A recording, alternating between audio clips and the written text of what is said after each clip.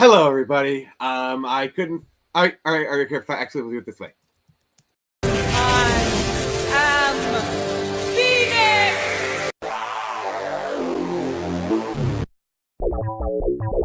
Comics Watch. Comics Watch. Comics Watch. Now I am become death. All right. Sorry about that. At first I couldn't find the intro, and then right as we were starting, I found it. So like, all right, fine, we'll do it anyway. So welcome to Comics Watch, the one show on the internet where Jared gets to harass me and gets away with it. So I love to, and my camera is screwing up again. yes, Jared loves democracy. What can I say? So yep, no headlines. We're just gonna jump right into it. Yeah. So me and Jared, we agree on many things and we disagree on just as many things, but for some strange reason we find a way to find common ground. How is that, sir? It's called being mature human beings. Maybe the rest of the internet should try it. Yep. So we are going to be talking about fandom infighting. We're going to be covering a broad spectrum, but initially we're just going to be covering the nasty business we got between Gunn fans and Snyder fans. And yes, we have our biases, but I would just like to say it's getting toxic on both sides, and y'all need to chill. Here's the annoying thing. It's like, even if you want to say I'm supportive of Gunn or like I'm hopeful for what he can do, for some reason, even if you're like, I think this could be good, the minute you say, but I have a few concerns, they will label you as a Snyder fan. Like, you're not even allowed to say, yes, I think he has the capacity to do well, but I have some concerns with like Superman, the way it's marketed. But then it's like, oh, you're just a Snyder fan. And I'm like, well, I am. But it's like, I want DC to do well. If DC's not going to do well, it doesn't matter who's in charge. Yes, and on the flip side, if you're not completely bashing Gunn, if you say anything hopeful, like, obviously there's a bunch of concerns about this movie, but I want it to be good. I'm giving it a chance. On the other side, how dare you? You're a gun licker or whatever. I don't know what the term is. Or in the extreme sense, you support let's see, you support people that are into kids. I'll say that. Yeah, that's probably a good way of putting it. I'm trying not to get you demonetized. You just got monetized. yeah, I appreciate that, brother. And it's just, I don't know what it is, but like we're kind of turning on each other, and I really don't like it.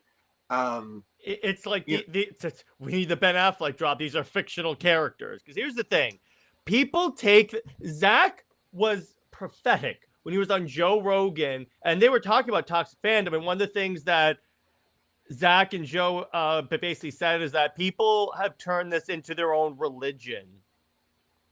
And it's like, if you disagree with them in any way, you are a pariah. Britt and I encounter this with the Superman fandom all the live long day. Like, she gets shippers are a whole nother brand of toxic. She gets death threats someone dropped the N-word with her. Like, hard N-word. Not legit the N-word. Jared, this is my reaction. What? That was my reaction when Britt showed that. I'm like, over Superman.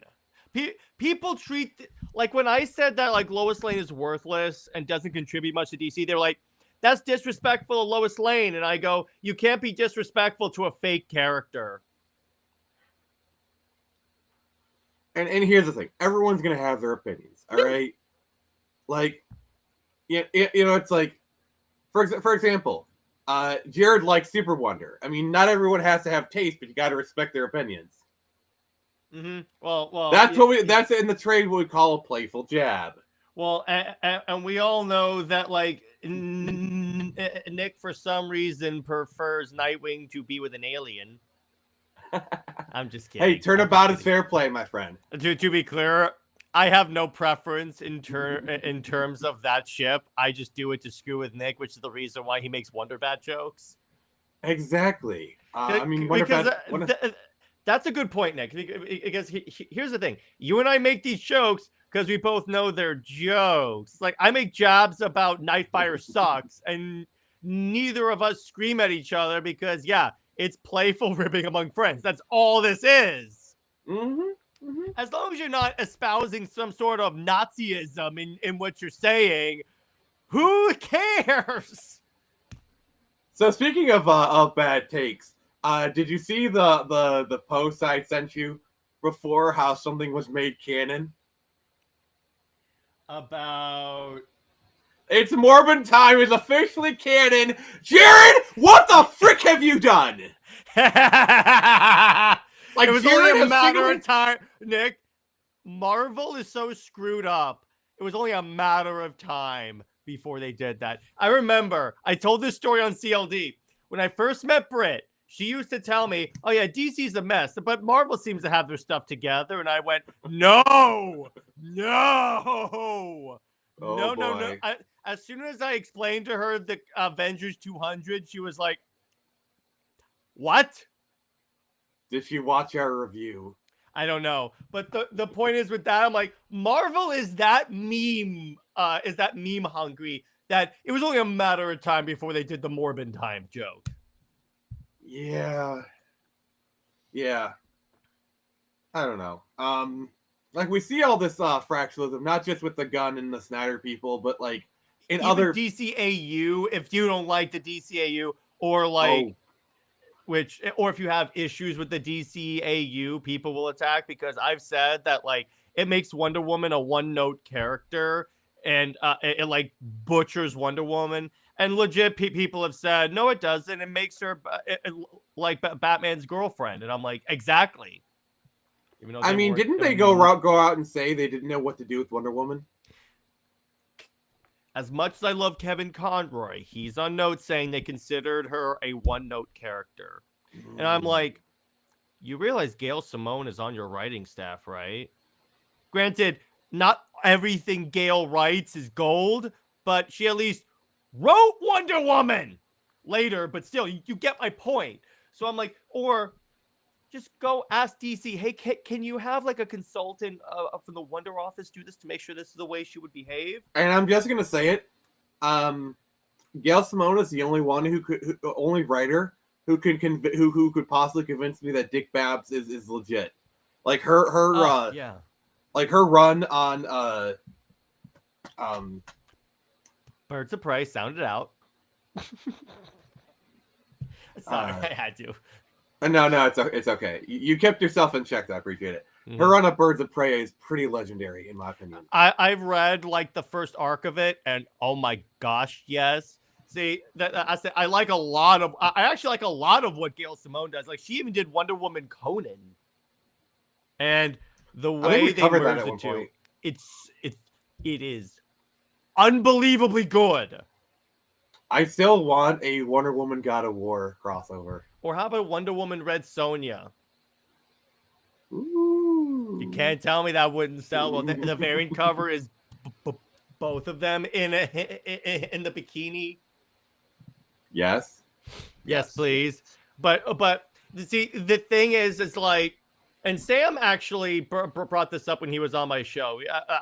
You were on this interview, Nick, where he said that like everyone's attached to the era or like iteration of the characters that got them into comics. And that kind of explains to a certain degree why people don't accept even respectful criticism of their thing. It's like, let me put it this way. I acknowledge that there are weaknesses of the Snyderverse. You know that as you pointed some of them out. And I'm like, yeah, but I kind of look past it because of this. And we're good. Yeah, and like we disagree. And like we disagree on some stuff with the Snyderverse. Like, I think the Martha scene is really stupid. You disagree, and that's fine.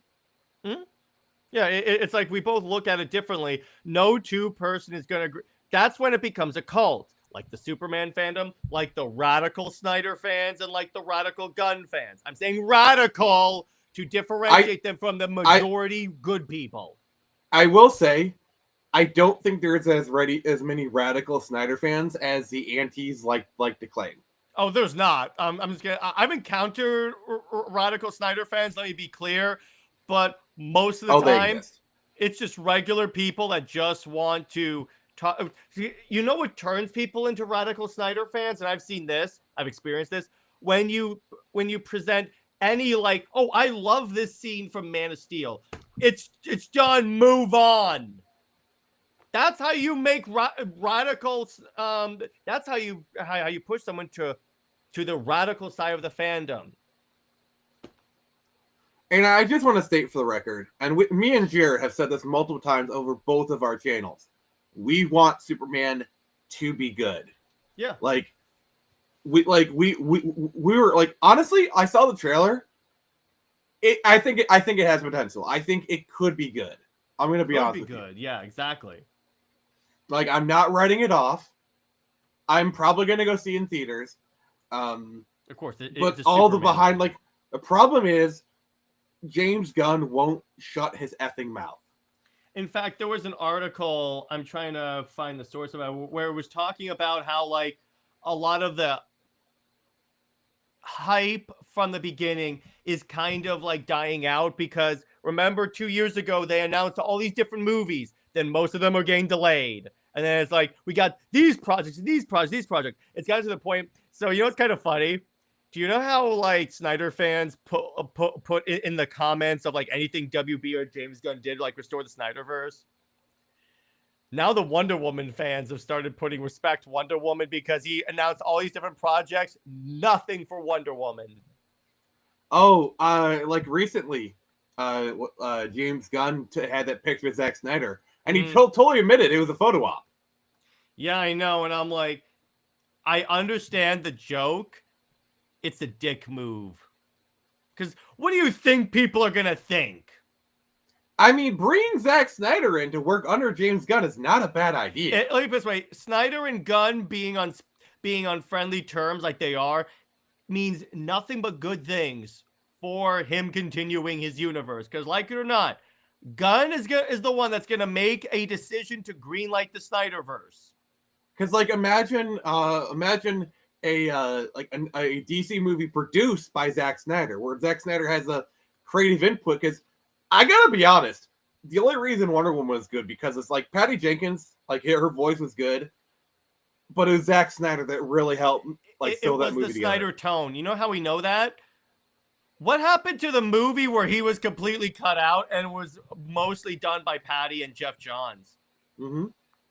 Yeah, so by the way, Game Rant did an article saying James Gunn fell into the same track that led to the DCEU's failure. But they say maybe he could still climb out of it. And they're saying, again, it's like he came out of the game too strong. You know, it's all this other stuff before it was greenlit. I'm like, why are you announcing stuff before it's actually done and greenlit? Do one good movie, then do another good movie, and then another good movie, and then you sew it all together with a crossover. This is the template that Marvel laid out. This is the thing that always this is the thing that always perplexes me. Everyone wants to do a cinematic universe, but they never follow the Marvel template. The only one that kind of did was the Monsterverse, which, by the way, is the only one that actually had some success. Yeah, which is the one that actually to be clear, followed the Marvel template. That doesn't necessarily mean that you have to do solo movies and then team up. You don't. I don't think you necessarily have to do that. You just have to make a quality movie because as we maintain, if they had released obviously a chopped down version of the Snyder Cut and not screwed around with it like Joss Whedon did, they would have to shorten it. Maybe to like 2.5 to 3 hours. If they had gotten it to that and released that, it would have been successful enough for them to continue the thing. That's it. All right. So we got our first comment. Dana says Gunn fans are made by Snyder hatred. He has a point about some of them. Some of them are like that. I just don't believe in like saying, oh, it's like a no true Scotsman kind of fallacy. But Jared, it's not all of them though. Yeah, go ahead. Yeah, Nick. fair enough. I will say, I kind of disagree with you on what you just said. I actually do believe you need like I think one of the problems with Justice League is there's too many new characters that you have to get used to too quickly. I think we should have seen some solo movies for at least a few of the characters. To Maybe be clear, Superman, Batman, and Wonder Woman. A solo Batman movie. Because again, if a solo Batman movie had come out before BVS, people that showed the fall into the more darker Batman, there would not have been a violent reaction to to Ben Affleck.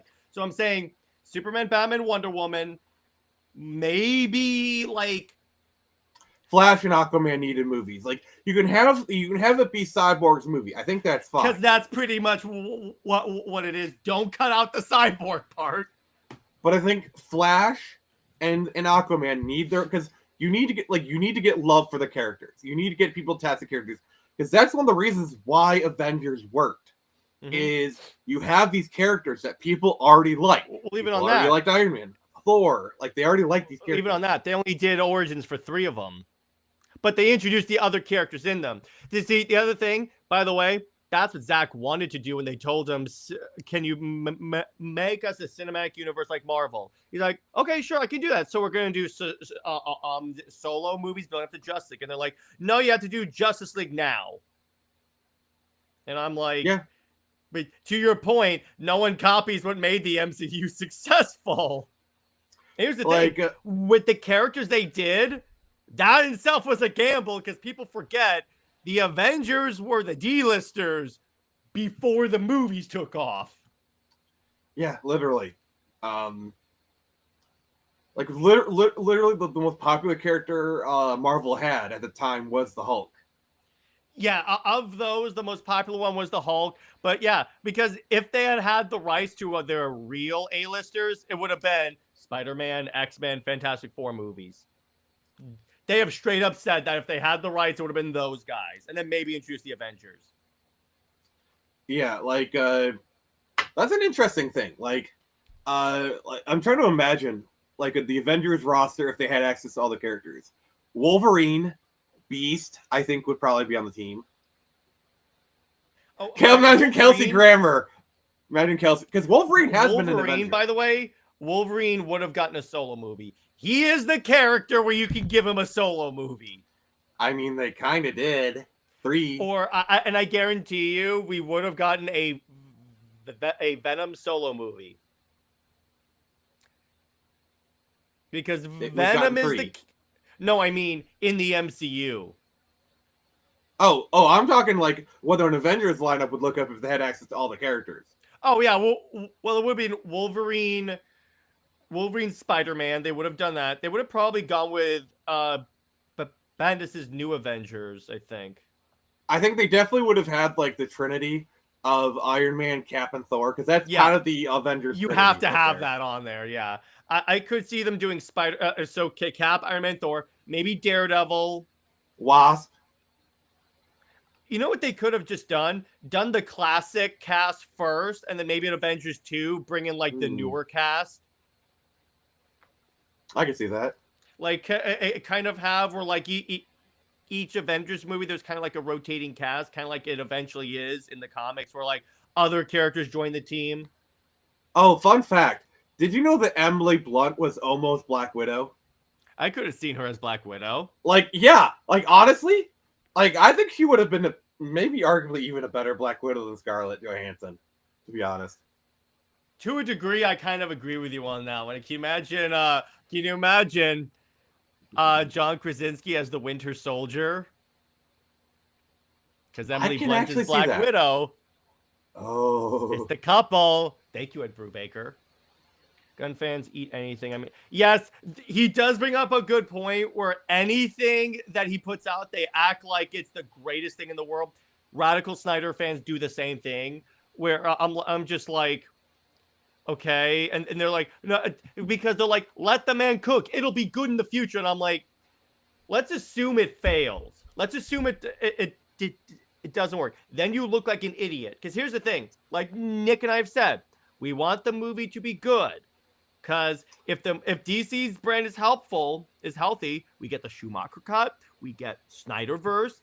But the problem is, if you can't point out concerns you have, That's how we get screwed up movies and universes. Yeah, my biggest problem with James Gunn is he won't close his effing mouth. Like, if he just would have shut up, made the film, promoted the film. My problem is, is like it's quicksand. It's like 1 second, one thing, we're gonna do one thing, next we're gonna do the other thing, then we're going to flip flopping constantly. Like he like every time he makes a tweet, it's news. Or he changes his mind about literally every single thing. And I'm like, stop it. But stop tweet. It's like, it was kind of funny. Stephen Amell had a fantastic statement where he goes, stop telling me you have a plan. Just make a plan, execute on it, and then we can talk about what you want to do in the future. But just focus on the short term, because then that'll lead to the long term. Because if Superman fails, all those plans he has for 10 years later is not happening. Jason, you are 100% correct. We all just want good movies. Exactly. Like 110%. if Superman comes out and it's good, I will be more than happy to say it. Now, here's the and thing. if it's bad, I'm going to say it. If it's good, but monetarily unsuccessful, because that is the problem with Superman, because he's one of those things.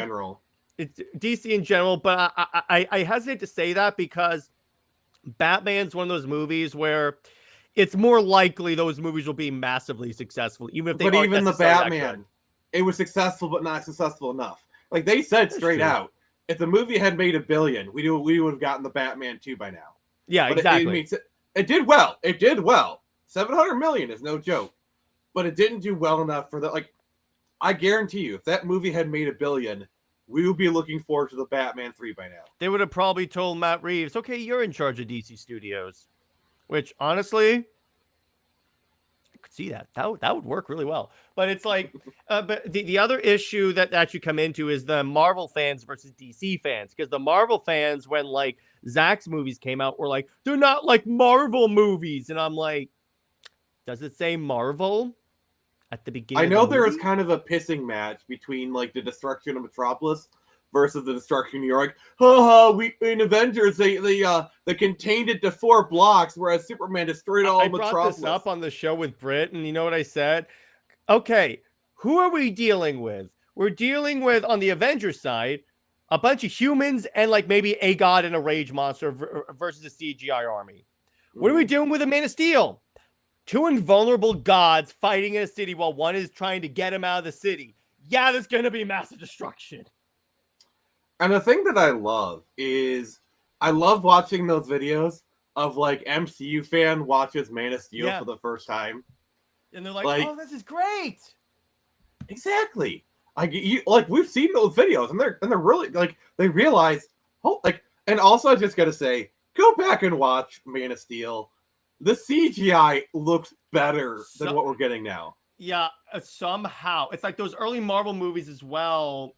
I'm like, how in the heck does this still look good? It's like, well, I recently rewatched the first Iron Man, and I'm like, this looks like it should have been made now. Well, the thing with Iron Man is they did use a mixture of practical and physical effects. Like, that was one of the last movies Stan Winston Studios worked on, by the way. No, I'm saying even the suit up sequence. Actually, you know what? A VFX artist I watch, Corridor, talked about this. You know what they did? Oh, Corridor Digital, they're good. Yeah, they said if you look at the Iron Man armor, like in the suit up scene when the helmet comes down, there's surface imperfections, like there's thumbprints, there's some scratches. And what that does, because if a thing is like so like perfect and not scratched up and ding, it looks wrong to your brain because, yeah, if I were to touch like my Master Chief helmet, there's going to be like thumbprints on it. Exactly. Then guess what, Daniel? Nothing we want happens if that happens. I got news for you. That's just the way it's going to work. Like, check this out. Yeah, I know. Somehow that works. Like, look, like. How does that look this good? Like, check that. Like, that is like you can tell. Like, it does look a bit dated, but nowhere near as much as it should. Well, here's the thing, Nick. Also, everything has weight to it. Oh, that's the other problem. You buy that. It's like you brought this up in the Black Panther trailer when she's jumping from Atlantean to Atlantean. You're like, it doesn't feel like it was. Wait, with the Iron Man thing, as soon as his arms are released, it's like, and then when he lands, you hear that clang on the ground, and I'm like, it feels like a suit of armor. Like, for example, in the first Avengers, when you have Iron Man like ping-ponging in the like the helicarrier The turbine. thing, yeah, like it actually feels real. It feels like he's actually like doing that, not like, you know. Mm-hmm. Yeah, and that's the problem. Is like that's the advantage of like that's the other thing that I think is interesting. That came along the same time that like nanotech started to be the standard for suit up sequences, because with that you start to feel a little too much like magic. Like it's one thing if like Iron Man developing nanotech, fine. Or even the Iron Spider suit being or even nanotech. Guardians of the Galaxy Star-Lord's helmet. That's starting to stretch it. It's just everything being nanotech, or like with the Ant-Man, it's like it's more of a physical thing that flops over, but it doesn't look good. At least in the Arrowverse, everyone had hoods. That's believable. You need to watch Smallville sometime. You think everyone having hoods? Like even Impulse I know had what a you're hood. talking about. I've seen the Smallville Justice League. Like Impulse had a hood. The guy who goes Cyborg fast had a hood. Aquaman. They all had branded hoodies. I'm like, oh geez, dude. They're all. It's like in the same way that Batman's trying to turn everyone to Batman. Oliver Queen is trying to turn everyone to Green Arrow. Oh gosh. Or Orange Arrow, Red Arrow, Silver Arrow, Blue Arrow. That's what he's trying to do. Let's face it. But it's like, but even the issue with that. But here's the other thing. You know what movie actually holds up really well? What? The Incredible Hulk. 2003 or 2008. Okay. Here's why. Because I've gotten really tired of the Hulk in a hoodie that's doing science. Where when you look at like the ending of the fight in Incredible Hulk, when Hulk grabs a chain and is choking out Abomination like it's a freaking vice, I'm like, I miss this version of the Hulk where he's breaking a car in half and using it as boxing mitts. Oh, that is so iconic. It's in the game too, and I remember doing that. And I'm like, yes, let's go. But it's like there are so many of that example. But it's like, but the issue there, it's like with the Marvel fans wanting DC to be like Marvel, they're like, that's. And Nick, you and I ran into that where remember there was someone in our chat that was like, DC doesn't have to be different from Marvel, and we're like, how much Marvel do you read as contrast to DC? It's always the Marvel fans that want everything to be like Marvel, and I'm like, the thing about DC, it can't be like Marvel because then it ceases to be what makes DC so special. See, the biggest criticism that I don't agree with is, DC is so dark. Like, yes, it's darker than Marvel. Yeah, darker, but not as dark like, as you think it is. They portray it like it's like this grim, dark, like, angst. Because like, you know why? Which character does DC highlight the most? Batman. That doesn't that explain it when you think about it? Literally, the darkest Snyder film is, we got another one. Okay, yeah, it's Batman versus Superman, which Aaron. That's a Batman movie. That's really a Batman movie. Essentially, but yeah, I don't know. But it's like even on that, DC are the gods and Marvel are like the more human characters, and that's fine. They have their own audiences. That's fine. Not everything has to be alike. Like, I'm just gonna say this. I like Jesse Eisenberg as Lex Luthor. I liked his portrayal. He's basically, what if Mark Zuckerberg was a supervillain, and I kind of dig it. That's what they were going for. They were like, if Lex Luthor existed today, he would probably be a tech bro. And I like the manic ADHD energy.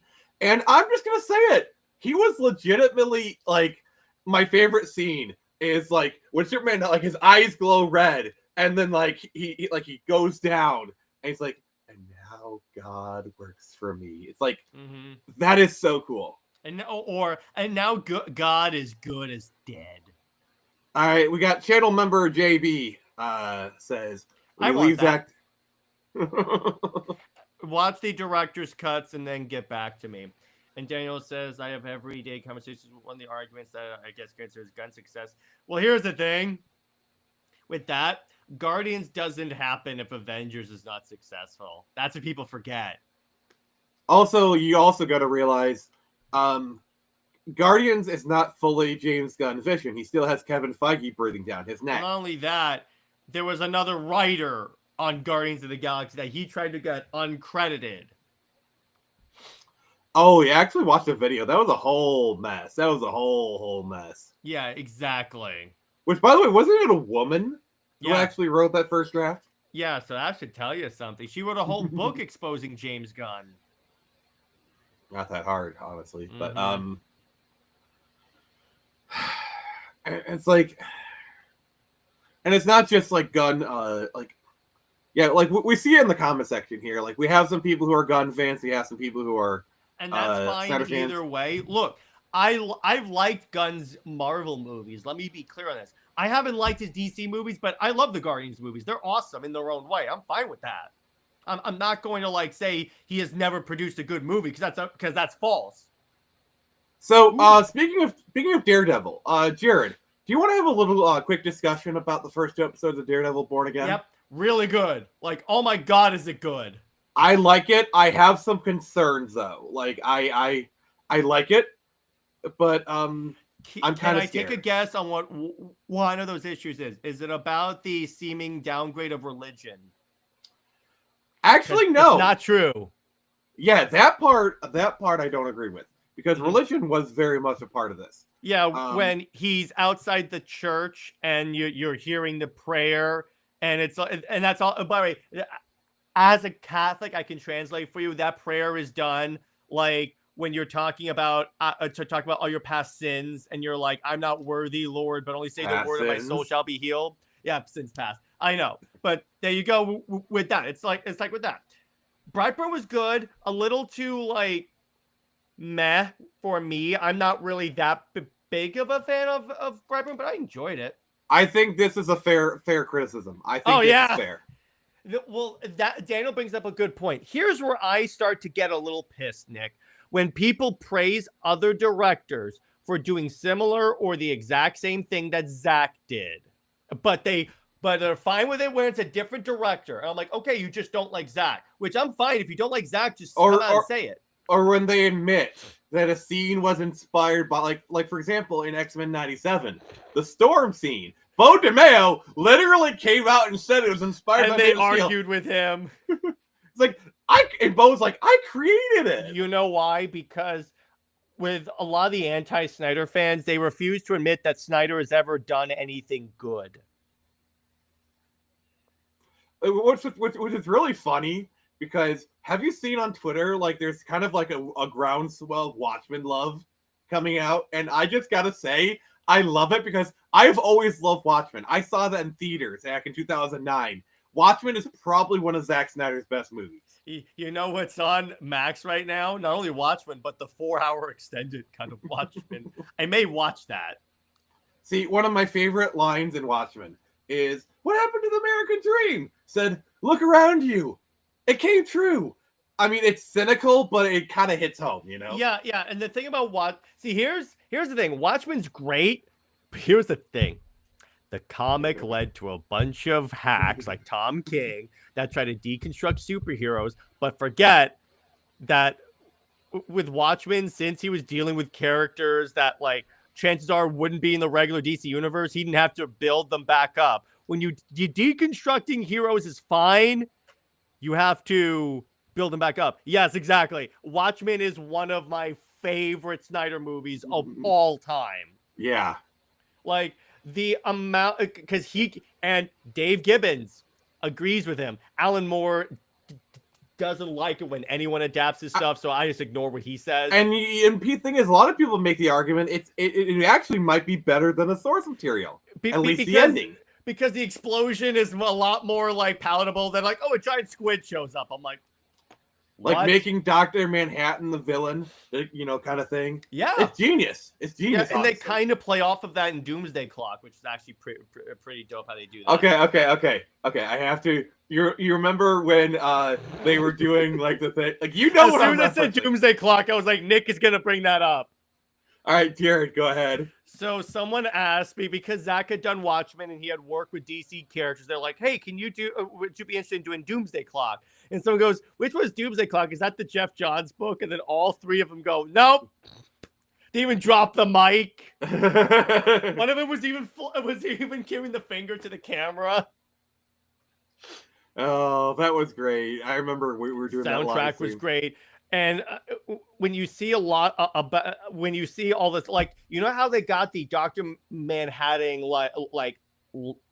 lighting down on everyone else? They have him in a suit that's covered in blue LEDs. Oh God, that scene! I'm not locked in here with you. You are locked in with me. Yes, I love that. And I love here's that the scene. thing: it's like when you read the book Watchmen, and watch the movie. This only happens with one other film he did, 300. It's pretty much panel to screen. Have we covered that here on Comics Watch? I feel like I we might don't have. think so. I mean, we've done over 50 episodes. I've never covered it on my channel either, so. We need to review that. We really do need to. What we could do is we cover Watchmen on your channel and Doomsday Clock on mine.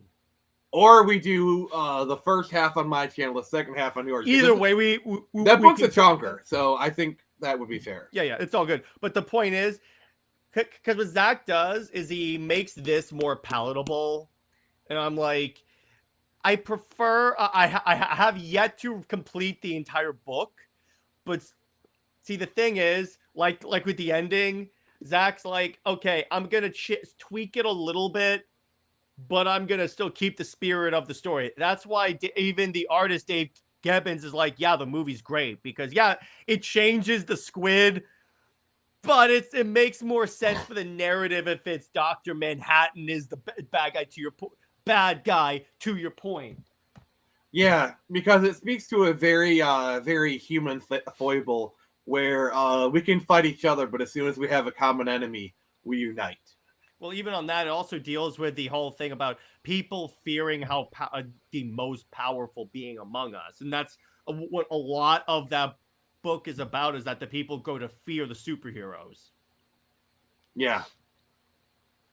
But it's like on that. It's like, but it's like, see, here's the thing. It's like, and Zack brought up an excellent point. He goes, whenever anyone says you ruined my childhood because of like Man of Steel or Batman vs. Superman, you know what Zack wants to say?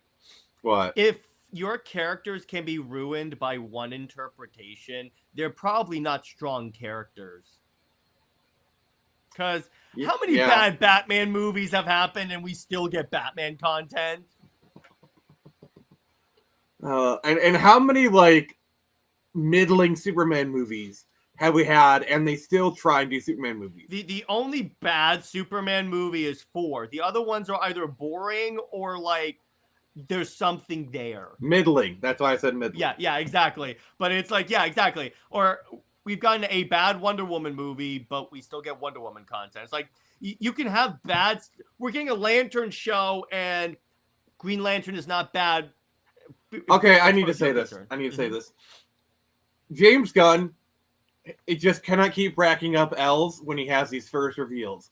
Why the frick is your first reveal of your Lanterns intergalactic cops in their Bethesda best? Because leather jackets, whatever. Because remember, Lanterns is going to be very grounded down to earth. In fact, the show one of the writers was like, well, we're not really basing it off of a particular Lanterns. Comic. Wait. It gets worse. One of the writers goes, we're not really basing off of any type of comic. It's more like Tom King's version of Green Lanterns. Remember, Nick, this is the universe that everyone's. By the way, Nick, what was one of the criticisms of the Green Lantern movie? It was too earthbound. And this is going to be very grounded down to earth. Gunn fans want Hanna-Barbera Superman. In a way, yeah. Because they treat it like Superman has never been dark. And I'm like, there have been dark Superman stories. Let's be clear on that. Like, I'm just gonna say, like, in regards to Superman Returns, it's an okay movie. I think I summed it up best when we covered it on your channel. Yeah. It is an Earth 2 movie. Yeah. And it's not, yeah, exactly. It's what, let me put it this way. It is enjoyable. I don't watch that movie and go, well, this sucks, like I do with Batman and Robin, for example. This one's like, no, I can watch this and still have a fun time. Plus, it had Batman and Robin definitely falls into a so bad it's good. Yeah, I know. I'll rewatch that for the irony of it. Is what I'll do. Oh gosh, I need to cover that and bring you in. All right, everybody, chill. Actually, we might talk after the show, but and then he's like, Gunn is corny. See, well, here's where I'm going to disagree a little bit. I feel like if you can put Gunn in a PG-13 setting, he actually does some pretty good stuff. Like, a lot of his Guardian stuff is kind of good. Like, I'm not going to lie. Problem, Nick. Here's the problem with James Gunn, as opposed to Zack Snyder. All right, so Zack Snyder's DCEU. What were the first three solo superhero movies we've got? Well, the first three characters introduced. Superman. Mm-hmm. And who else? Batman and Wonder Woman. Okay. So we got the Trinity established. The three power players of DC. So in this, we're getting Superman. We're getting, supposedly, the Authority. Peacemaker. We're getting Waller. So here's the problem with Gunn. He's focusing too much on his own preferences in terms of D-list characters, as opposed to establishing. Because here's the great part about where DC is. Yes, DC is starting at the advantage compared to Marvel, but here's their advantage, Nick. They own the movie rights to all of their characters. It's not like they have to use these characters. Yeah, exactly. Yeah, I feel like Batman Forever and Batman Robin are not the worst movies ever. I will admit is the superior of those two. Yes. And I do have some nostalgia for those movies. Because I put it this way also. My dad and I recently rewatched the first two Superman movies. I like them. They're not necessarily like totally my cup of tea, but again, because that was a Superman for a different era. So I'm like, okay, fine. I acknowledge the stride that those movies had to take to make comic book movies more respected. Yeah, and that's kind of the problem I have with James Gunn, is he picks characters nobody knows about because, I can change everything about him and nobody will care. I mean, I remember he's the one that people call the comic book accurate guy. He straight up told John Cena not to read Peacemaker comics. That's the problem with casting John Cena in a movie. No one will be able to see him. Sorry, that joke had to be made. And you can always hear him coming because he'll contact you on the phone and he'll go, John Cena! That's such a great YouTube Speaking video. of which, did you hear he made a heel turn on wrestling recently? I heard he pissed off people. He's a bad guy now. Okay. See, the funny thing about Cena is people have basically said he's like the Superman of wrestling. Like his character is like just like he's like a paragon. He's like never gets beaten. I can kind of see them calling him like the Superman of wrestling. You know, his character is kind of like a Superman kind of character. That's true. But it's like, even on that, it's like, I'm fine with you wanting to highlight, because what Gunn says that he likes giving a platform to like more of the obscure characters that don't necessarily get like exposure. But we saw how that works when you neglect the A-listers. Because Nick, remember Blue Beetle? Not a bad movie, but no one went to see it because no one knows who the hell Blue Beetle is. Like, Blue Beetle, I think, is like a 7 out of 10 movie for me. It's enjoyable. It's not something I'd probably want to rewatch. But it was fine. But let me put it this way. It was a bit undercooked, in my opinion. It's not horrible. In no way is it horrible. But I'm like, for a movie, and most people liked it, but it still flopped because no one knows who Blue Beetle is. Also, the trailer when they did the Batman is a bundle of sticks. That killed a lot of the momentum. Like, I was watching the trailer, I was like, yeah, this looks fine, but we'll see it. Yeah. And the worst part is, you watch it, the movie, yes, it's in the movie. It's like one line, and then they move on immediately afterwards. It's like...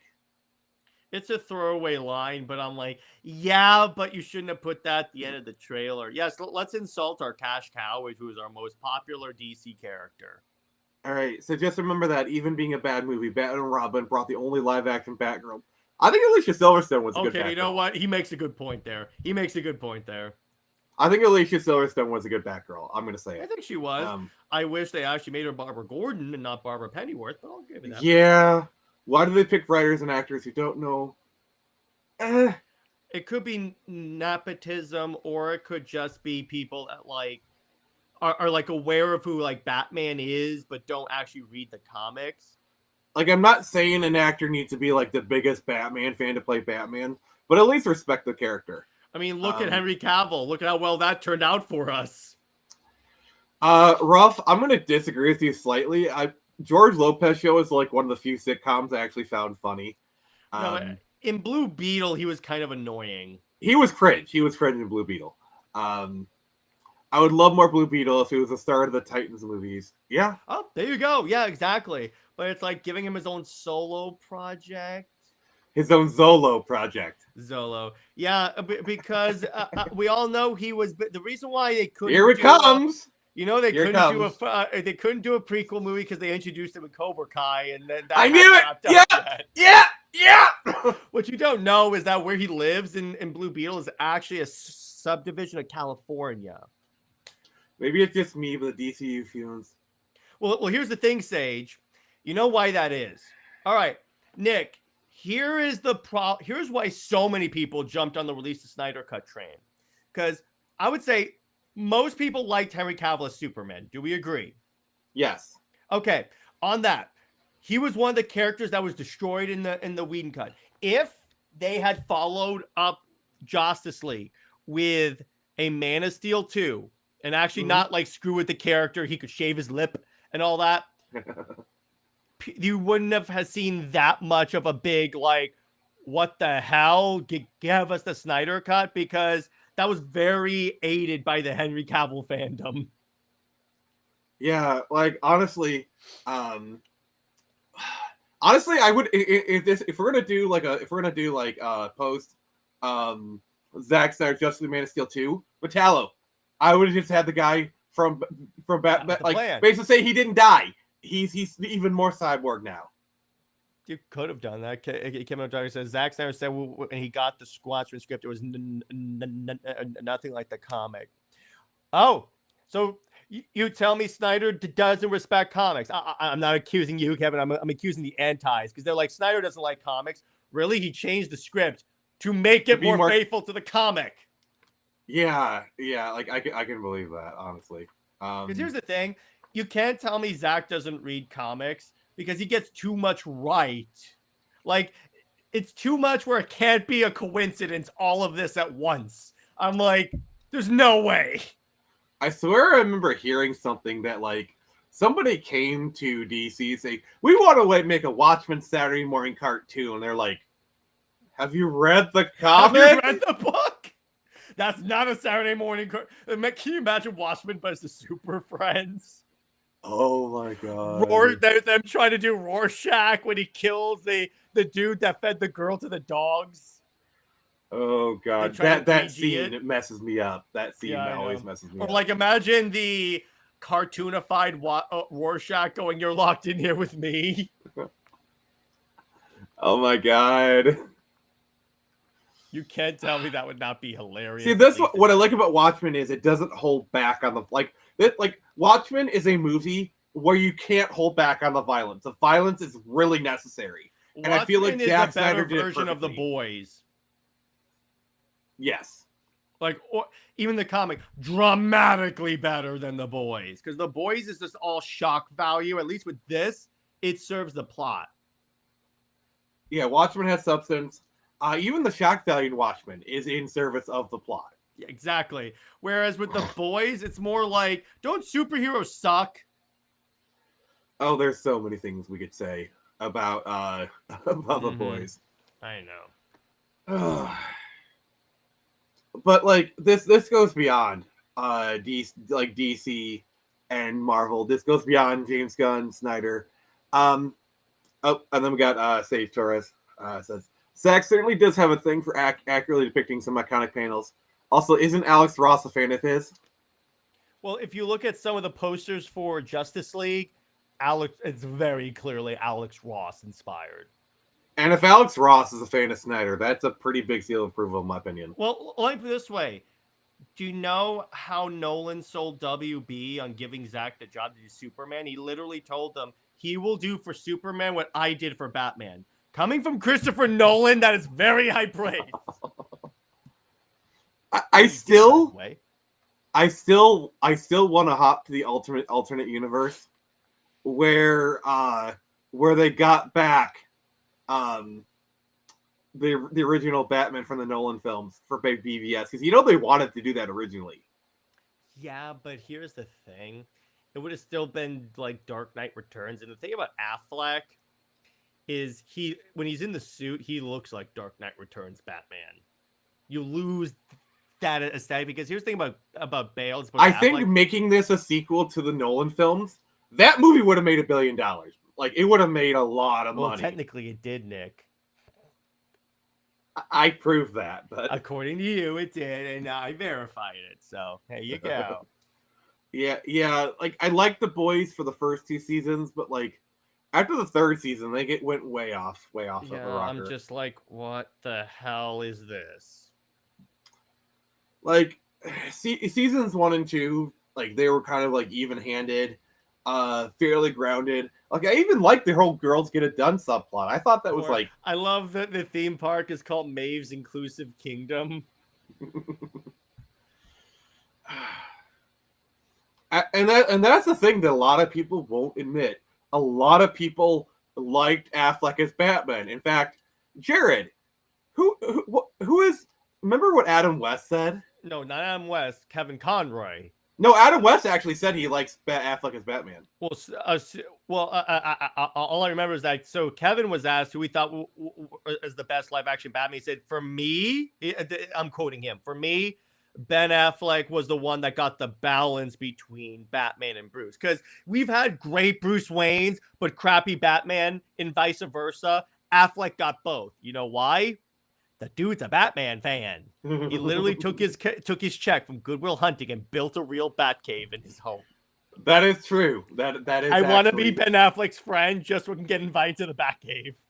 Literally get invited to the Batcave. Get invited to and if you look at like pictures of Bruce Wayne from the comics, for like particular modern comics, Affleck legit like. Here's the thing about Snyder: he literally cast actors that, for the most part, look like their roles. Like, I would say, like, Affleck actually was a dead ringer for BTAS at Bruce Wayne. Because, like, if you look at the BTAS Bruce Wayne, the guy's built like a brick crap house. Yeah. And, like, Affleck's even got, like, almost got that chin. It is cartoonish how big he got for that movie. Yeah, I'm like, he is jacked. And I'm like, when you think about it, it kind of worked, because I'm like, I don't want to get into a fight with that guy because he's going to beat me up and brand me. And people say, like, why did he get so jacked for a Superman's useless? He did it so he could wear the armor comfortably. Yeah, exactly. All right, Let's just get some comments here. Channel member JB says, I don't remember Watchmen being more violent than Roadrunner. Remember it had a giant blue member in it. Yeah, that was kind of like... that's in the comic, too, so it's like, yeah. That was a running joke when it first came out, like a 9-foot tall blue whatever. That seems to have the hardest punches. Yeah. Oh god, that warehouse fight. It did get a bit cartoony, like when he like pulled the crate forward. Yeah, but it's just so you could do that in the art. That's the thing about that fight. That's an Arkham fight. That is legit fight. The closest we will ever get to a live action Arkham fight.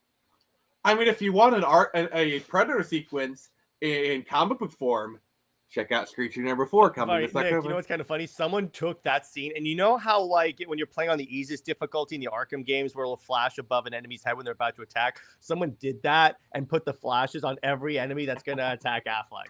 That is Or it's so like, cool. my favorite one is when he's like, this is straight up Arkham, where he's like in the middle of like 4 dudes and he's like blocking people behind him. Or like where he's punching the dude into the ground. Or this is when I really got, oh God, this guy's unstoppable. When the dude stabs him in the shoulder, Affleck just gets up and throws him into a wall. Yeah. You cannot convince me they didn't play Arkham Asylum before that scene. There's no way they didn't, dude. So, Sparking News says, hail, sir, hail the Iron Age. What's going on?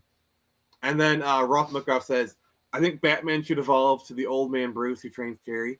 Yeah, I've been wanting Michael Keaton to do a Batman Beyond movie, for so long. I've been saying that. What's wrong with that? To think we almost got a Batman Beyond movie in the early 2000s is wild. And to think that a Batman Beyond Spider-Verse movie was pitched. And it looks so good. It looks so good. And I got to say that fan film they did, the guy who played Beast Boy and Titans did it. It actually looked pretty good. Yeah, exactly. It's like, it's not like you can't do it and get it to work. I guarantee you can. Mm-hmm. That's why I still say if we get the Snyderverse ended, it will be a Kingdom Come movie, because then it doesn't matter how old the actors are. Everyone's old in that book. I can't wait for the scene at the diner where Bruce tells it. And you are frozen, Dana, sir. Oh, I'm back.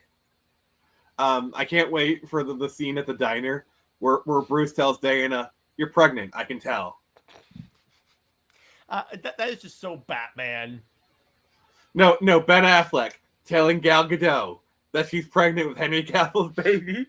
Well, we would also see Henry Cavill Superman and Gal Gadot's Wonder Woman kiss. That's not a bad image, if I may say so. It's almost like I've made AI images with Grok about that. What? I've been so when Britt and I do our stories, I make how like Grok can make like those generated pictures. I've been doing that to visualize a lot of the stuff we're doing, and it's come out like scarily good. Oh gosh.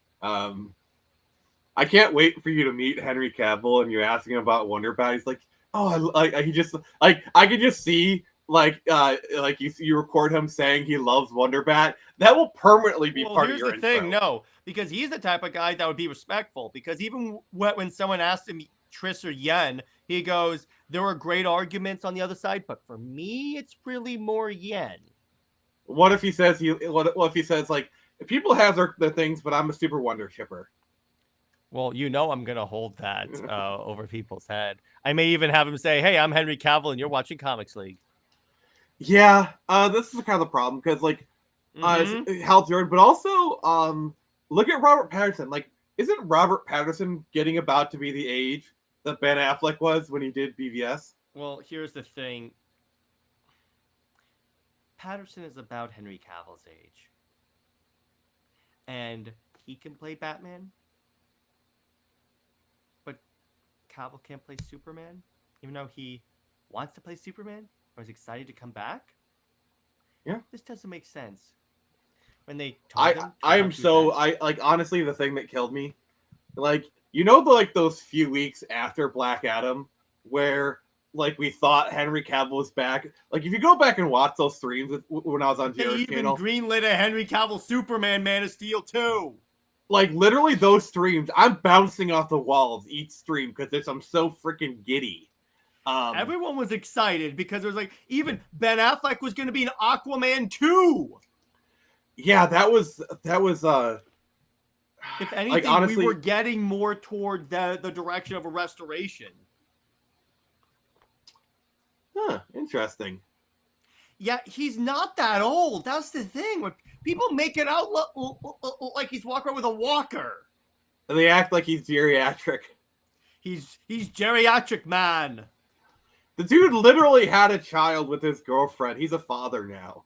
You know, he named his dog Cal. I Spelled love like it. Superman. I'm like, I love you, dude. You are the best. He legit did an Instagram post holding up a Warhammer model. He talks about whenever he's like painting, he likes to imagine a backstory for each one. And I'm like, I could not love you so much more, dude.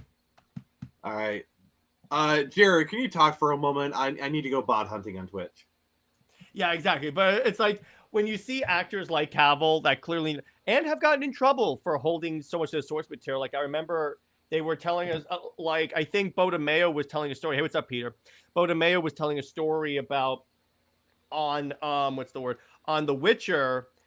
They would try and like go their own direction, but Henry Cavill would name the paragraph number where he would go, okay, this is not the way Geralt would act. Here's the paragraph of the books. I'm like, there you go. Henry Cavill is quoted as saying, I feel more fulfilled staying home and playing video games than going out with people. Yeah, that like I don't.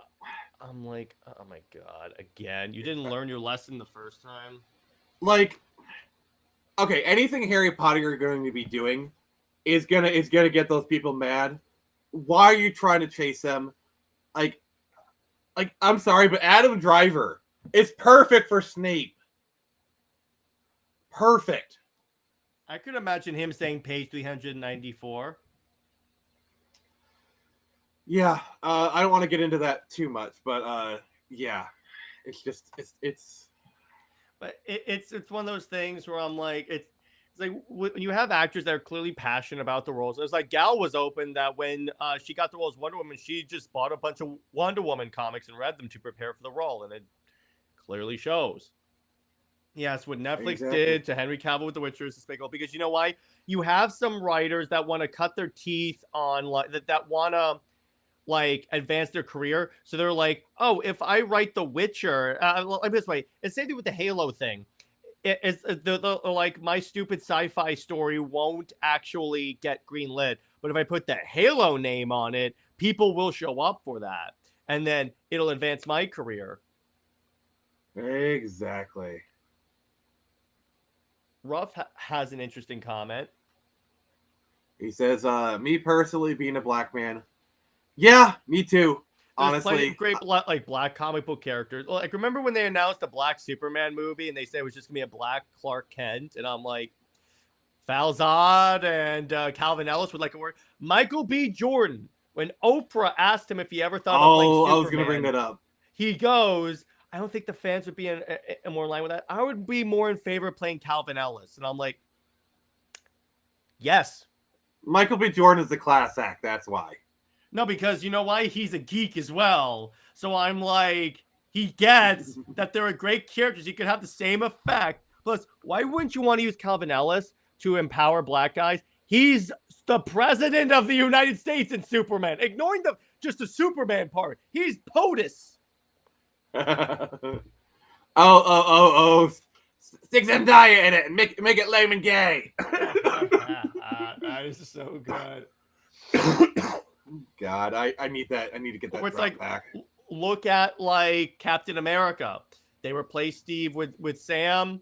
It's icon.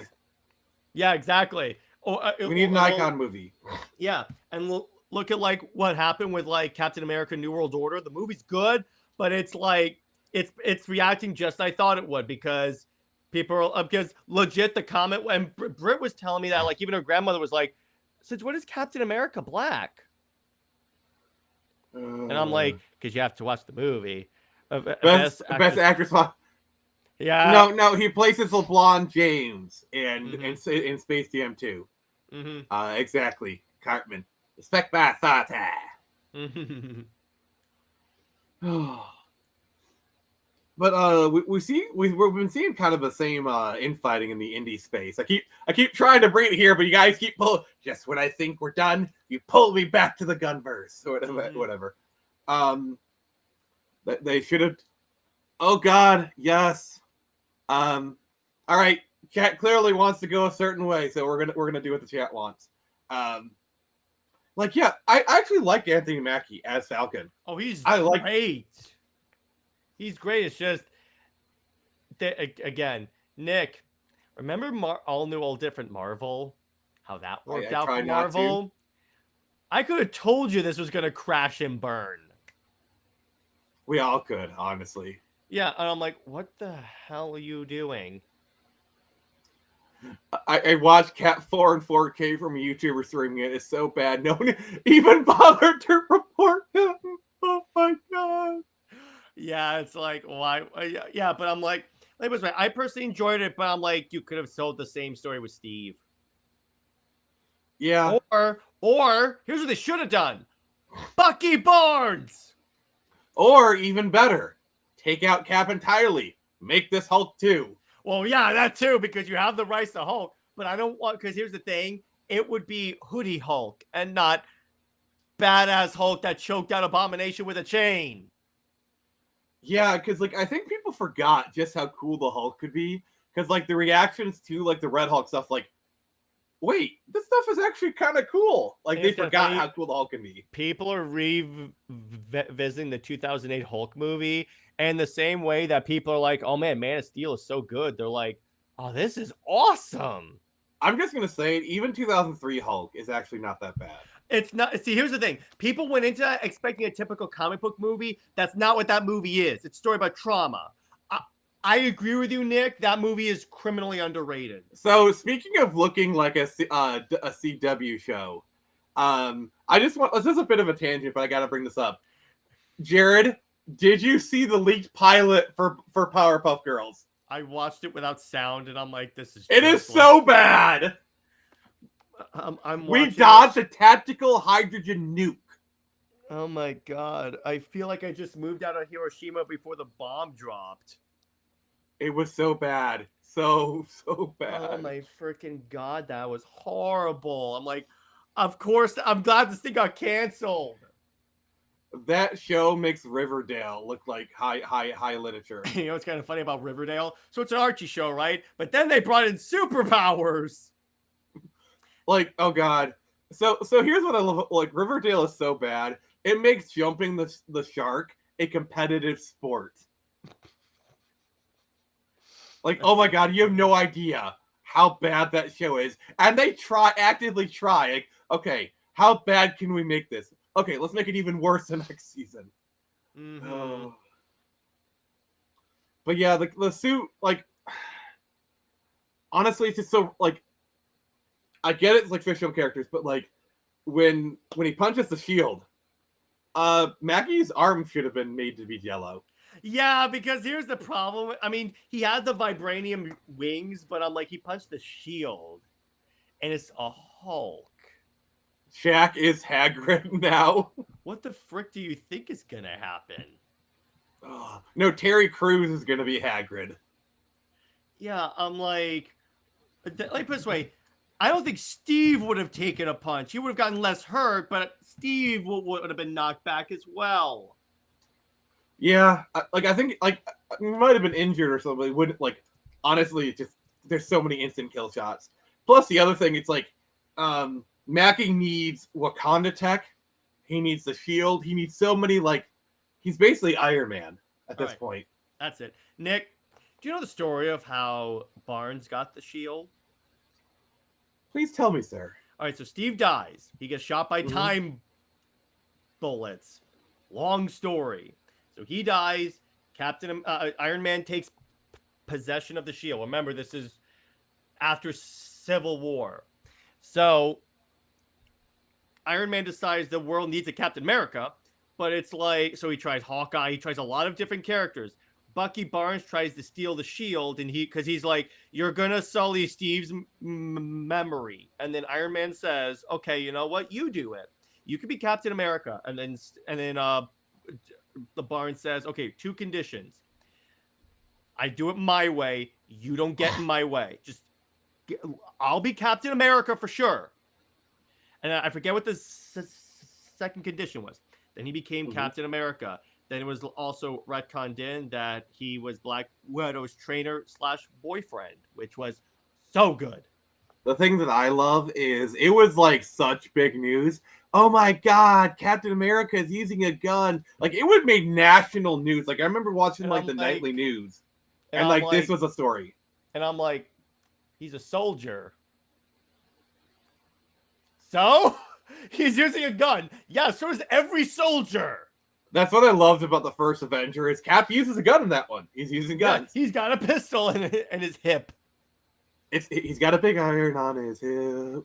It's amazing they can pertinently they take good but even things. on that, yeah, but even on that, the story of Bucky Barnes as Captain America is all about redemption because he's trying to make up for being the Winter Soldier. Then the world finds out he was the Winter Soldier, and it's like, is he a threat? Is he? They basically BVS Superman him. Yeah. And it's really, really good. Of course, it's written by Ed Brubaker. How could it not be good? And fun fact, Bucky came back as the Winter Soldier about the same month as Jason Todd. It did I think one affected the other. Like they brought back Jason, they brought back Winter Soldier. Either way, but they showed up within a month of each other. Oh yeah, the stuff with April O'Neil. I love that they tried to go back to like oh, look at her hair. It's a perm. It was an 80s perm. Mm-hmm. I remember when we actually covered the original Turtles run, I think on this very podcast. Yeah. And we addressed it where they had a black character. They had Baxter Stockman, and they drew him a certain way. And they did not and my thesis was if April was meant to be black, they would have drawn her a certain way because they clearly drew black people a certain way. Regardless, was she in the original comic? No. There you go. That answers I just answered my own question. I don't think I agree with that. The thing that I like about Cap is he has the shield, maybe a gun, but He it's just his doesn't fist. need bat gadgets. He doesn't need. It's my grapple gun of patriotism. He's got guns. He's got I should Guns. He's John Wick. Guns. Lots of guns. Oh gosh! Imagine John Wick in the Marvel universe. He's the Punisher. She's Irish. Yeah. Mm-hmm. She's got the look of the Irish on ya. Mm-hmm. I do love my redheads. Of course. So Jared, let me ask you, as a person who's making his own comic, will you have any redheads? I think I have one of them. Oh really? Who's your redhead? I have to think. I haven't really. There's one character that's in armor that I'm like I haven't decided on what he looks like without the armor. So I'm open to making him a ginger. I want to do this comic run where he had like this villain that like sucks the souls out of people, and he tries to suck the soul out of a ginger, but like you have no soul. And it's revealed that he's actually dyed his hair. He's a natural ginger, so he has no soul. Like, oh god, that would be such a stupid joke, but I would do it. Mm-hmm. Yes, soulless ginger. All right, and Ruff says, I think it's lame that every fight he spends half time. Not always, but yeah. Not always, but it shows how much of an effective fighter he is. That he can fight without the shield as well. Yeah, and the thing I like about like the MCU version is he's very clearly enhanced. Like he's not just peak human. Like I'm sorry, I don't care how much you train. You're not curling a helicopter. You know that was just done so Chris Evans can show off his gym gains. I mean, to be fair, I'm not complaining. It looked great. Okay, I guess we're going in this direction. I want to see Keanu Real in Star Wars. Revan.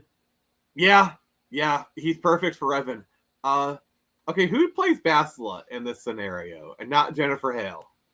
Oh, God damn it, Gal Gadot. I'm only kidding. No, just take the entire Snyderverse cast and put them as the party.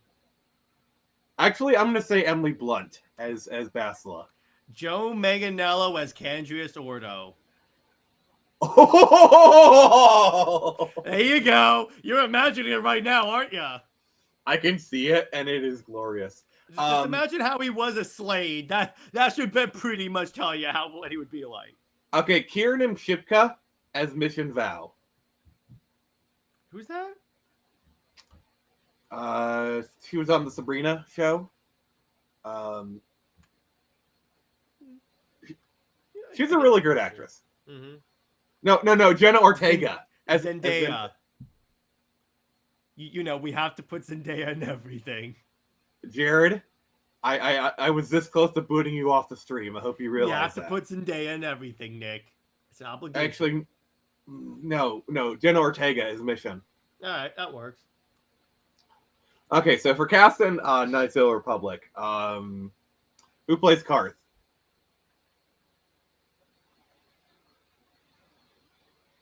Keanu Reeves not playing Revan. He don't need a serum. He's black.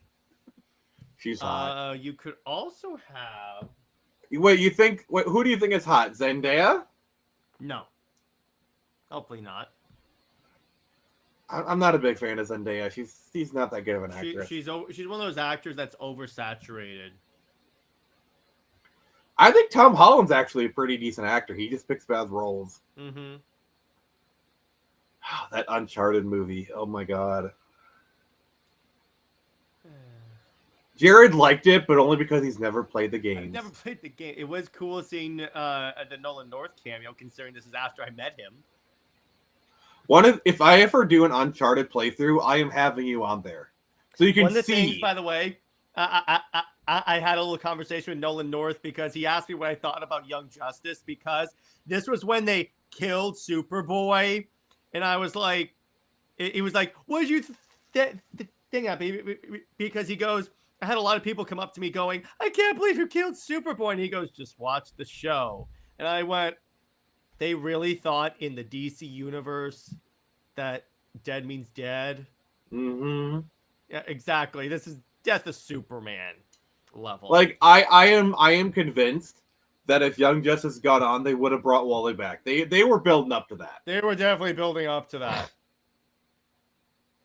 Yeah, you could tell they definitely wanted to bring Wally back. Maybe if they do like an animated movie conclusion, that's the way they could do it, as an animated movie conclusion, because they do that all the time.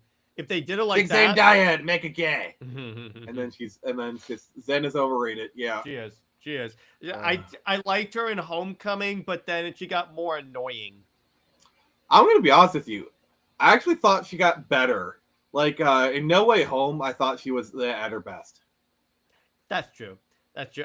Okay, you know what? Reverse it. I didn't like her in Homecoming because I was like, I don't like you. What are you doing? Yeah, is that back on the Disney Channel? Wait, she makes music? That's the thing about the Disney Channel. They're known for producing pop stars. Yeah, that's why you see like a lot of Disney Channel stars go on to be singers like Ariana Grande, Sabrina Carpenter. Mm-hmm. Sabrina Carpenter has blown up in like the past. Like, she is definitely one of those people that you never thought would get as big as she has, but good for her. Stephanie Brown? Oh god, Sabrina Carpenter playing Stephanie Brown? That would get butts in seats. Like, if they did a spoiler movie with Sabrina Carpenter or Stephanie Brown, that would get butts in seats. Are you sure we said the same thing about Zolo, bringing in Zolo fans for Blue Beetle? But Sabrina Carpenter is like, okay, Zolo's popular. Sabrina Carpenter is literally one of the biggest pop stars in the world right now. She's literally rivaling Taylor Swift. Maybe. I'm gonna be honest. Like, a lot of those like Disney Channel stuff is kind of past my time. I graduated high school in 2006. So wait. So what you're telling me is that the Disney Channel showed up in like the early 1900s? I was waiting for that. I was waiting for you. Like, you've been good. You haven't been doing that as much. You know what, Jared? In order just go. All right, you have. I'm gonna give you 30 seconons to say all the jokes. I'm good because what that does, if you don't pick your moment carefully, it lowers the impact of the joke. All right, I'm giving you 30 seconds to say all the jokes that you want to make. You ready? All right. Oh, all right, old man. Go. Okay, 30 seconds. Is that how long it takes you to pee? Had to. Is that your walker in the background? Oh, Nick remembers when the Disney Channel was on stone tablets. No, what they would actually do is they would bring people in riding dinosaurs, and they would actually act out the scenes. It's like Big Bang Theory was actually the Big Bang Theory. And then Black Reaper's like, "You're old." Yes, you are. You are, Nick. Had to let you get out of your system. Some would Had to say let you get out of your system. Some would say you are the oldest. I'm sorry, I have no idea what you're talking about, Peter. But yeah, but yeah, like honestly, okay. And then Sage says, "Call me crazy, but this is a much better singer than Taylor." Actually, yeah, Kylie Minogue is actually not like I do like a lot of her stuff. Did you see Taylor's reaction when she was booed at the Super Bowl? See, Taylor is kind of a person. We're way off topic, but I don't care. Taylor is kind of a person who is way oversaturated. Like she is like, I don't know, like I like some of her early stuff and some other things here and there. I didn't know the sponge, but God. So Nick, what you're telling me is that you were one of the people that wanted to shake. Oh, Taladia's even getting in on the fun. He remembers his past sins. That's right, Taladia. Taladia, have you been here the whole time, sir? He lurks. That's the thing about Taladia. Well, I'm more Is he a direct in ninja? my jokes. Taladia is more of the wait for the opportune moment and then strike. He's like a cobra. He definitely chose the right moment. Well played, sir. And hey, Black Reaper, how you doing, buddy? All right, so if you made it this far in the stream, please consider giving us a like. And I'm going to take this opportunity to read out some members. So we have members. I am monetized, thanks in no small part to this. Oh, he said he just came now. All right, fair enough. Thanks in no small part to this this handsome gentleman right here. So if you want to be a torchbearer for the channel, it's $4.99. You get custom emojis. We will be doing member streams once that gets up and running, and I do member shoutouts every stream. So first off, we have the most good-looking person in this stream. We have Jared from Comix League. Next, we have JB, who we saw earlier, and then Jason Ingram. So yeah, I just got here. I am late, but I had a great walk. Yeah, it's actually been a really beautiful day out. Like it's 60 degrees up here in Michigan, and yeah, I am really happy the weather's breaking. How do you feel, Jared? It's nice that like when I go outside, it's not either 2 degrees or 100. Because I live in Florida, and the weather patterns are the freakiest. Lies. So Black Reaper says lies. He's mid. Yeah, nice. Our Reaper King is calling you mid, sir. Mm-hmm. Oh gosh. Well, so this is really off topic, but there's this great tweet that I just came across. It's someone posted a sex scene from that movie Cranked, and the caption is the most unnecessary sex scene in the movie, and then the community note is, this is arguably the most necessary sex scene in the history of film. The plot of the film revolves around how Chevy needs his adrenaline pumping to stay alive, and one of the ways he could achieve that is by having sex. He's not wrong. That scene is so funny. I just, that is such a wild movie. I've seen bits and pieces of it. That's such a good Over here scene. where I live, it's warm outside, but my house feels like a fridge. I loathe the cold in the winter. See, I'm different, Sage Torres. The cold doesn't bother me anyway. Well, of course, because Nick remembers the Ice Age. I do. I mean, it's what killed the dinosaurs. Well, and he also had a snowball fight where the saber-toothed tiger. No, what he actually was trying to do, so Nick was one of the early progenitors of Pokemon, because you know how he's a fan of the Blue Ranger? Do you know where that comes from? It's when he was throwing rocks at a Triceratops trying to tame it. I almost had it too. You almost had it. You almost had it. I had to settle for a Velociraptor. I named it Jerry. Of course, because what else are you gonna name a Velociraptor? I mean, I thought about naming it Jared, but I knew I wouldn't meet you for another few thousand years. Way more than a few thousand years, Nick. A millennia. Come on. I don't know. You're old be too. Your true old self. Be your geriatric. I mean, self. come on, Jared. Jared, admit it. You knew Jerry Siegel and Joe Shuster. You like when they were considering having Lois in that original run, Mary Clark. You told Jerry Siegel and Joe Shuster not to do that. They were already smart enough for that. Jared is evil, but better than Tom and the Toms because this. I think he means Tom King and Tom Taylor. Yes. Hashtag King off Wonder Woman. Yes. Hashtag King off Wonder Woman. I am way better than them. It doesn't have to get. Hey, how's that campaign going? By the way. Pretty good. We got another trending day, the 26th of March. Every day a Wonder Woman issue comes out, that's a trending day. Nice. It's great. So what I did this time, which really helped. So the first trending day, I made it a rule: don't post any panels from the upcoming issue because I wanted to starve it for attention. The thing is, what I learned, first off, people ignored that rule.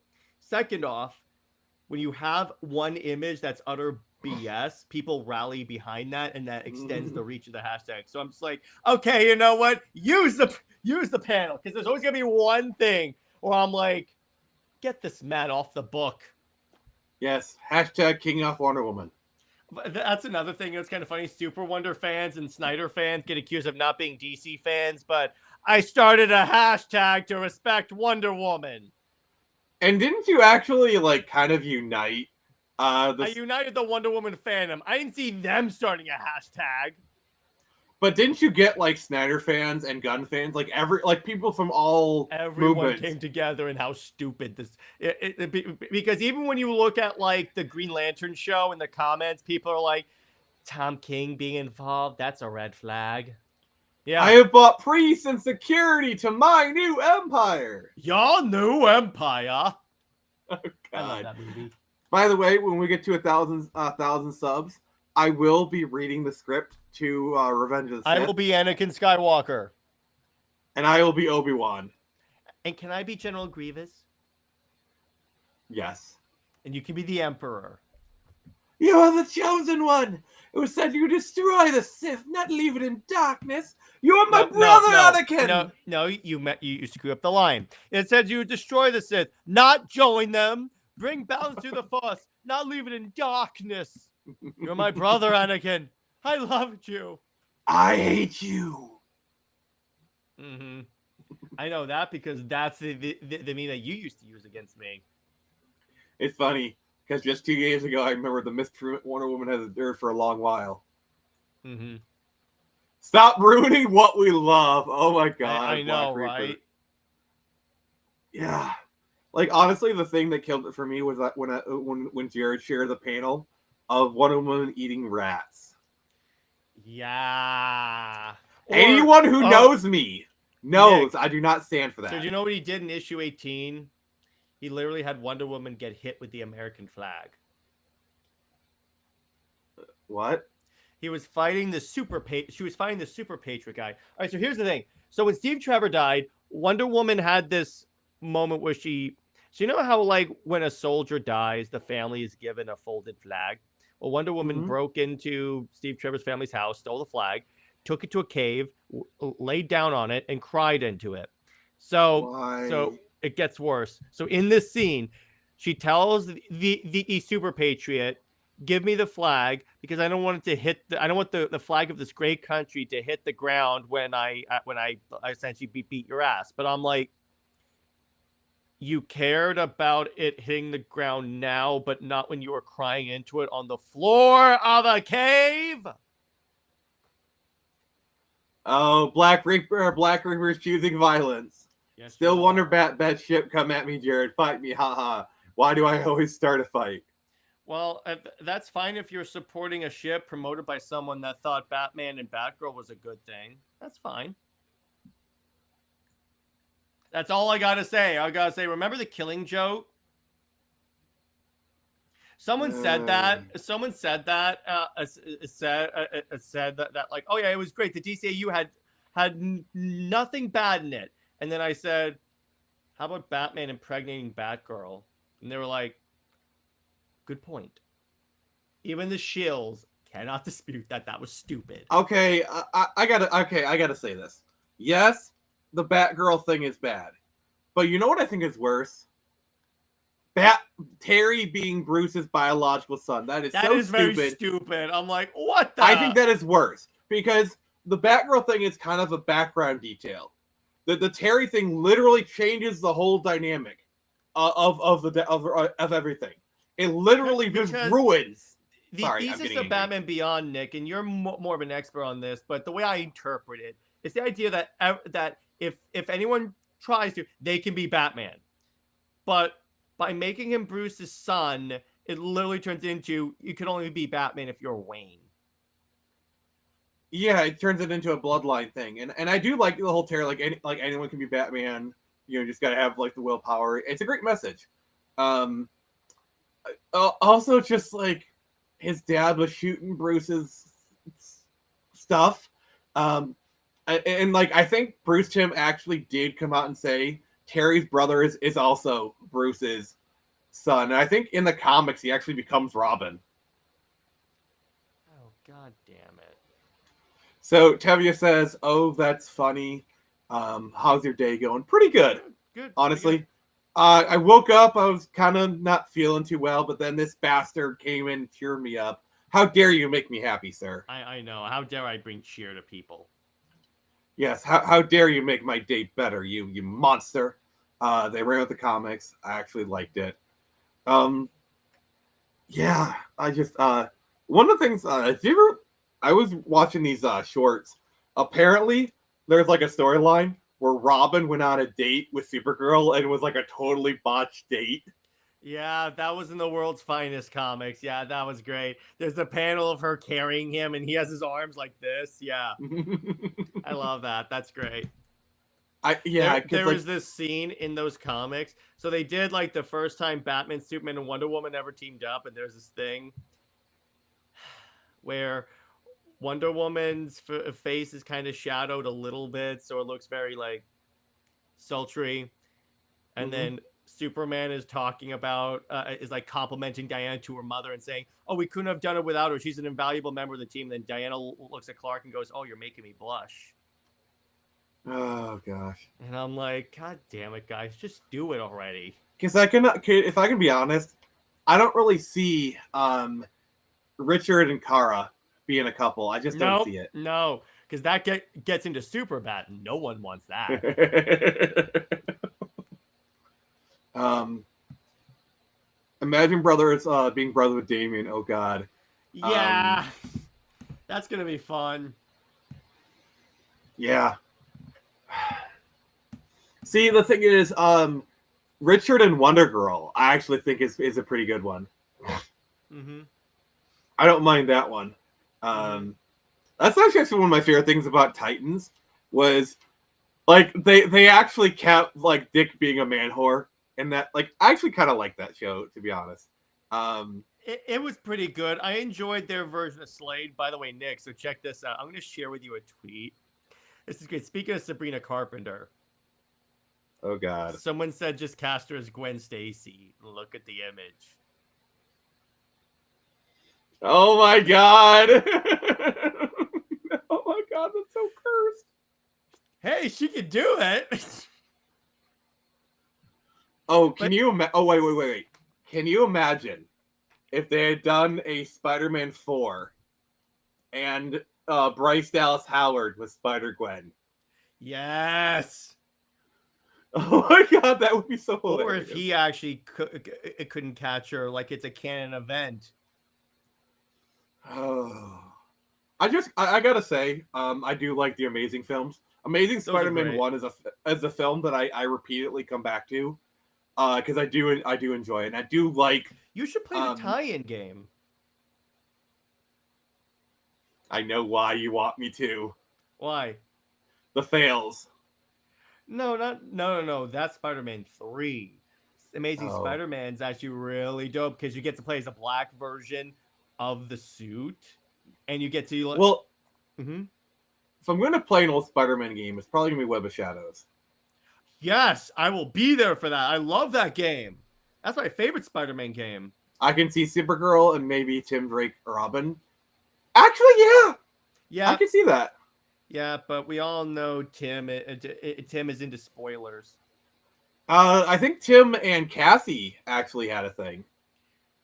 Briefly, but that was when What is it Superboy about was Robins and Wonder Girls getting together? what had happened was Wonder Girl was actually dating Superboy, but he was killed by Superboy Prime.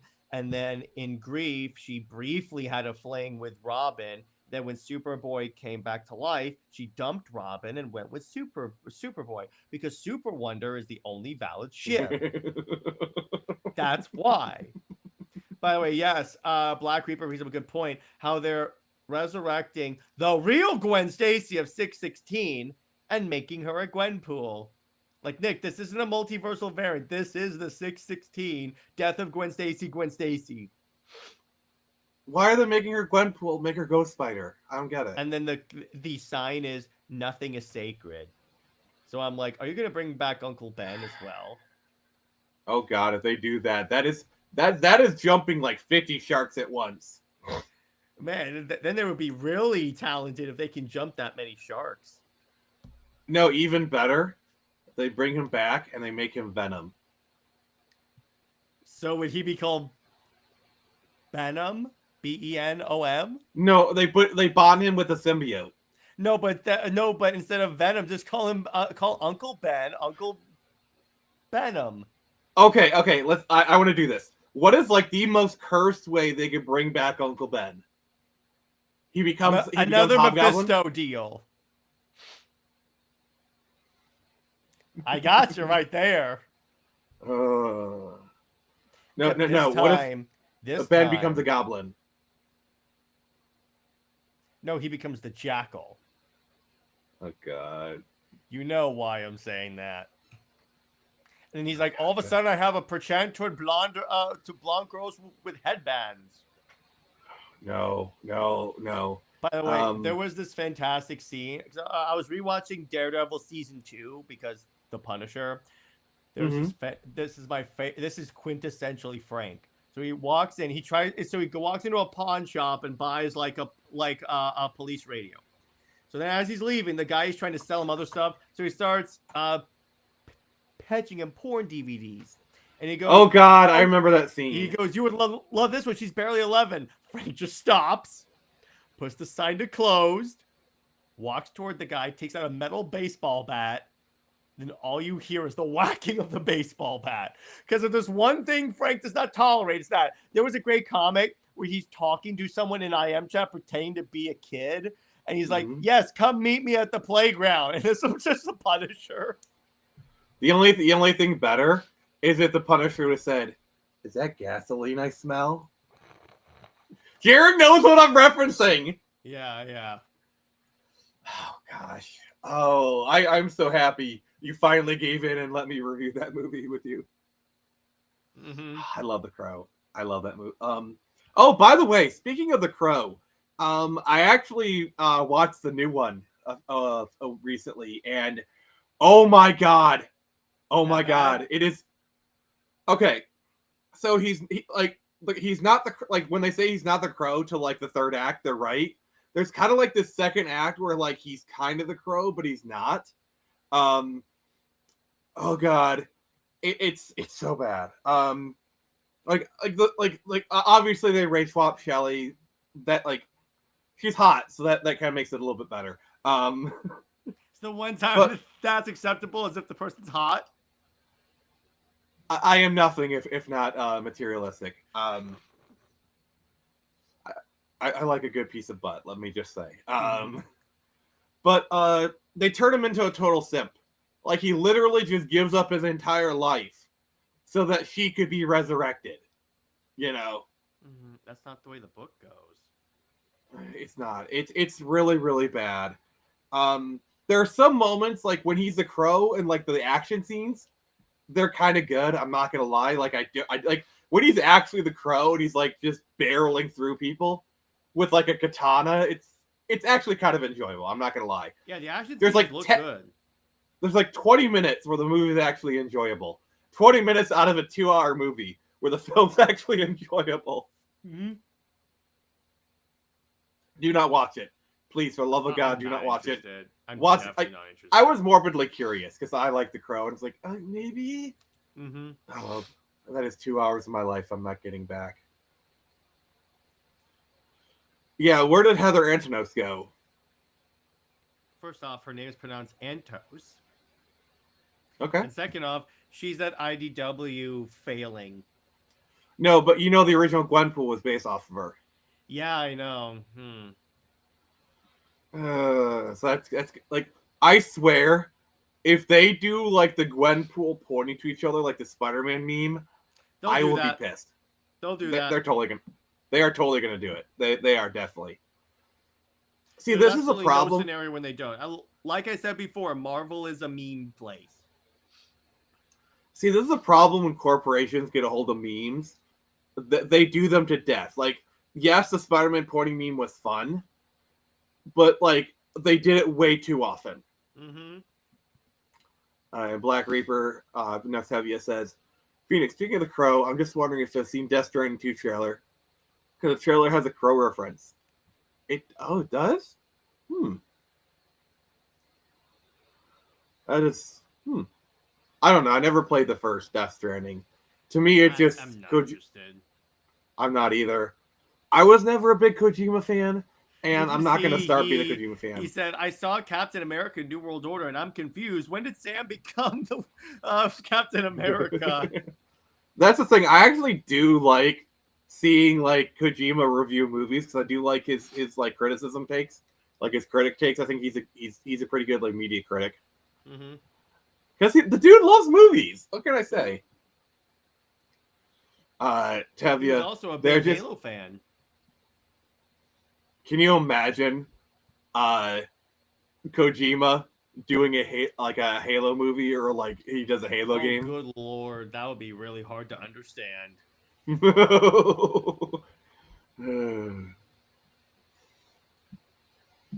Chief. Yeah, exactly. All of a sudden, in the Halo game, you're doing an infiltration mission. All of a sudden, you hear dan dan dan dan dan.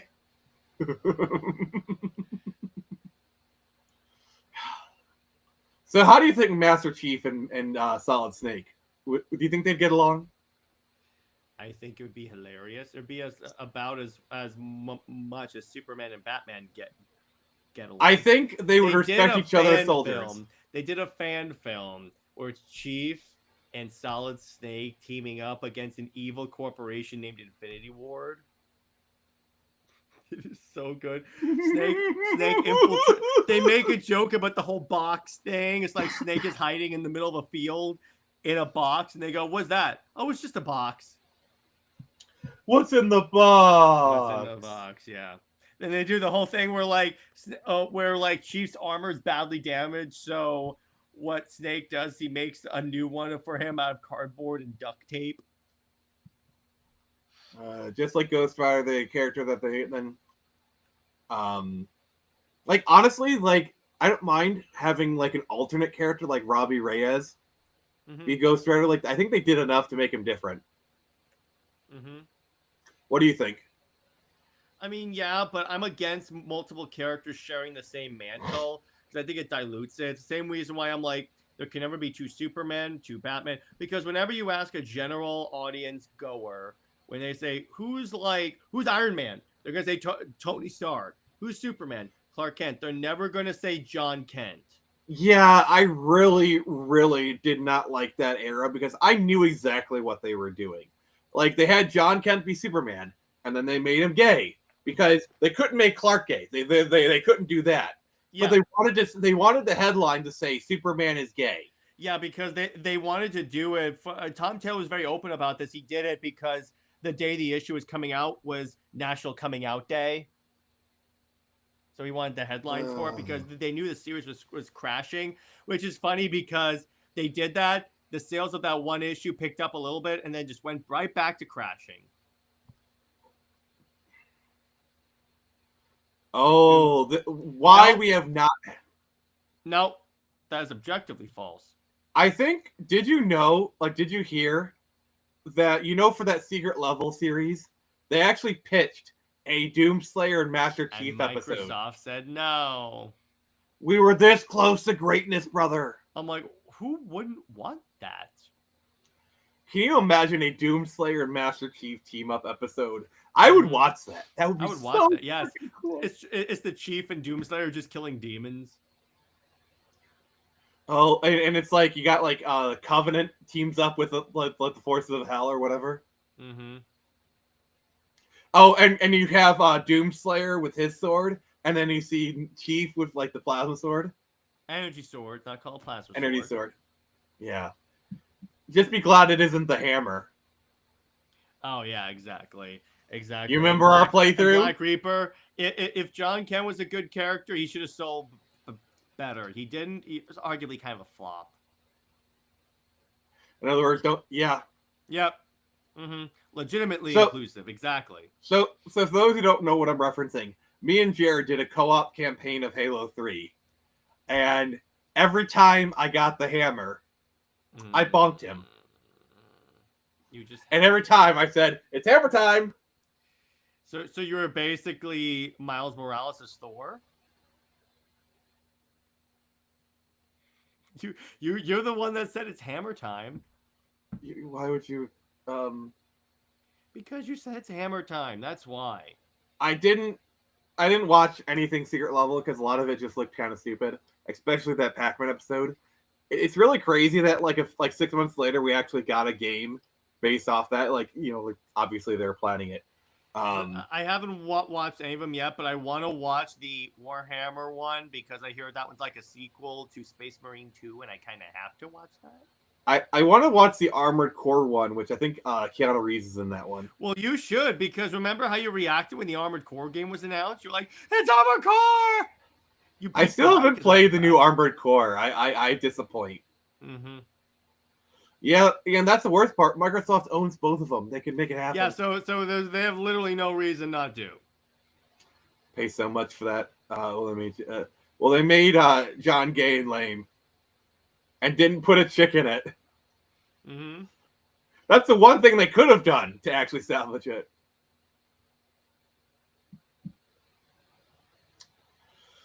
Oh gosh. So let's kind of start wrapping up here. Remember, give us a like if you can, subscribe if also you can. So what we got going for you is on tomorrow we'll be playing some more Final Fantasy VII. That'll be pretty sweet. On Friday we'll be doing an episode on fan service and why it is good. We'll be defending the boobies. I saw that.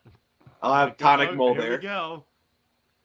Yeah, I'm trying to do more. We got JD the Okamitaku. Thank you, brother. Saturday, honestly, we'll be doing a hangout stream of playing some emulators, hanging out. Because last Saturday's stream ended up being a good one, and then and then on Sunday, we'll be doing an episode on RPGs. It'll be pretty sweet. And Jared, would you like to tell everyone what comic we're reviewing next week? Nightwing Huntress. Yes, a favorite of mine. It should be pretty cool. So Jared, what do you got going on, and where can people find you?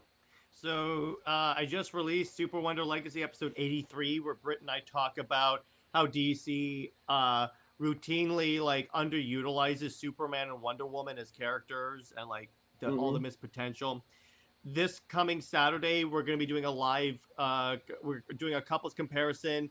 We're comparing Super Wonder to Bucky Barnes and Natasha Romanoff. So we're finally doing that. That's the couple I keep getting requests, and then maybe at one point we'll do Daredevil and Elektra. But had to pick on. Yeah, I know. And then for Wonder Woman Wednesday, I'm going to be discussing the first arc of Absolute Wonder Woman and what I enjoyed about it because the arc just wrapped up. Spoiler alert, it's freaking awesome. Okay. And let's see.